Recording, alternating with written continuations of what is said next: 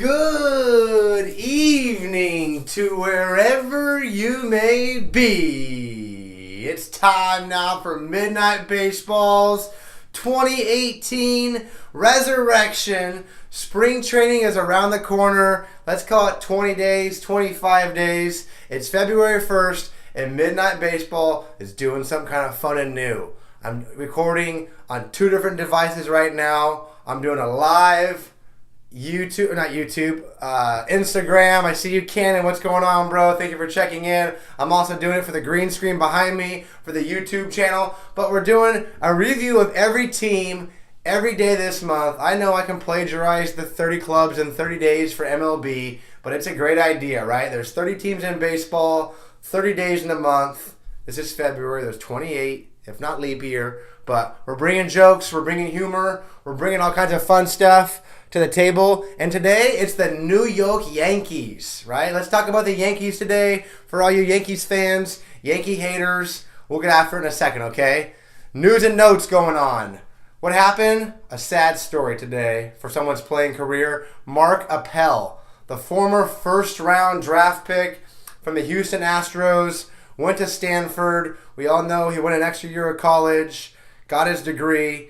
First overall pick of the draft. Has just been one struggle after another, whether it was his head or his arm or some are questioning his heart. After you read the article that was written today about his early retirement or step away from the game, you're going to know that Mark Appel is a great guy, okay? But baseball didn't work out for him. He's got a bright head in his shoulders. He's looking at maybe some bigger and better things. So baseball wasn't his thing, but it was part of, always be remembered as, Appel was a trade to the Houston Astros that brought back Ken Giles and a couple more pieces that helped the Astros rebuild their team and go to the World Series this year. So I'll remember Mark Appel, first round overall pick, Stanford, went to the Astros. They traded him away to the Phillies and helped win the World Series.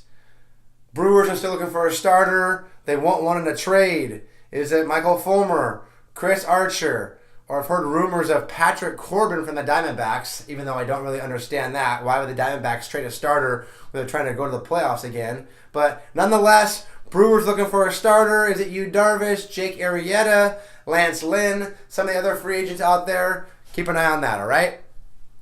Quick shout out to Miguel Montero, signs a minor league deal with the Nationals, and Peter Speedster Borges is going to the Cubbies on a minor league deal. So we're talking about free agents and big money. Let's not forget about the small guys and how they want lives too and they want to do some different stuff.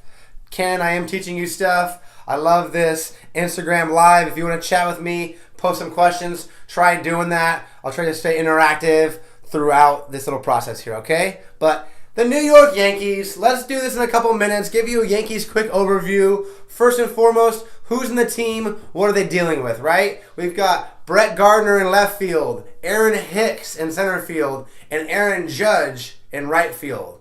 Third base is kind of a question mark right now. We've got the rookie, Miguel Anharo. I'm kind of forgetting, probably butchering his name, but Didi Gregorius at short, Ronald Torreyes at second base, the second-year or third-year player, Mr. Gregory Bird at first, the monster, or I guess they've got a lot of monsters in this team, but Gary Sanchez behind home plate, right? And where is Giancarlo's name? Giancarlo's whole thing is DH. MLB.com has the depth chart of Giancarlo as the DH. I don't want to pay a DH $300 million. I like Giancarlo's defense. I got to find a way to get Giancarlo in the lineup more often. Yes, will he provide rest for Aaron Judge? May he give Hicks a day off? But don't forget, we got two guys in the outfield that I haven't even named yet. I'm going to tell you more about them and my 5 main questions for the Yankees in 2018. It was a great year in 2017. Yankees won 91 games, lost 71. I think we remember they lost in Game 7 of the ALCS to the Astros. They almost took down the Astros. It was almost a Dodgers-Yankees World Series. But hey, that's in the past. This is the future. Yankees rotation. Who's going to be on the bump for the Yankees in 2018? It's going to be their young ace, Pedro Severino, followed by Masahiro Tanaka, Sonny Gray, and 2 lefties bringing up the rear. CC Sabathia is back on a 1-year deal, and Jordan Montgomery, the young scrappy lefty, also is in the 5th spot. So let's see how the Yankees rotation can kind of pan out this year, would you say? It's great. 1, 2, 3, I like that, but 4 and 5 are definitely the question marks, okay? So another quick segment we're doing, now that we know who's on the team, let's talk about some problems that might arise during this season. I'm not going to want to get into health too much because we could always say coulda, shoulda, woulda on the health issues and, who basically, if this person gets hurt, oh man, they're going to go down, right? That sounds like my boy Cannon still watching. He's kind of the pessimist when it comes to baseball and predicting the future because of injuries, but I'm not going to go there, okay? I'm going to tell you right now the problem number 1 for the Yankees is the DH and the outfield situation, right? I touched on this. Clint Frazier and Jacoby Ellsbury are both going to be on the bench, it sounds like, okay? But 2 guys in the opposite ends of the spectrum. Ellsbury, on his way out, signed a $180 million deal with the Yankees, okay? Going to get paid for a very, very long time. Where Clint Frazier, he's looking for playing time and respect because he's getting close to his 2nd year of eligibility. Arbitration will be next year. He's starting to wanting to build brand and value to his baseball career, let alone he would be good enough to probably start in the outfield in over half the teams in Major League Baseball. So how do you keep an aging veteran who's making $20 million a year happy? How do you keep a rookie who's making the minimum but deserves and knows he should have playing time? How do you keep him happy? Excuse me. Pardon me, we're doing some live stuff there. Oh my goodness, I got a little dry spot in my throat. Quick drink of water. That's live. That's going for you. Midnight Baseball.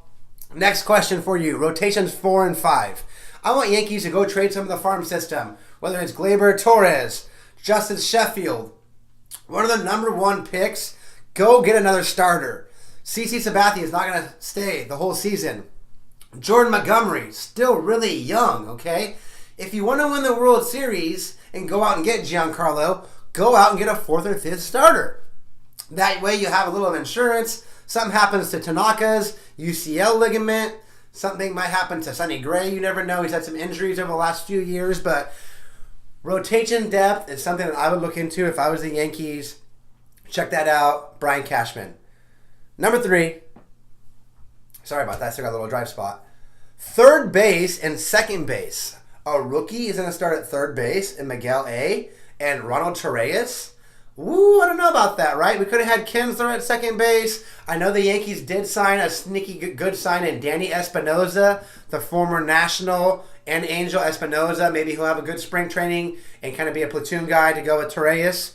But 3rd base, let's figure it out. There's a lot of free agents out there. Todd Frazier, Yankees are familiar with him. Mike Moustakas, right? Will one of those guys possibly take a 1-year high dollar amount deal? If so, I think the Yankees should jump on it. Yankees are going to be good.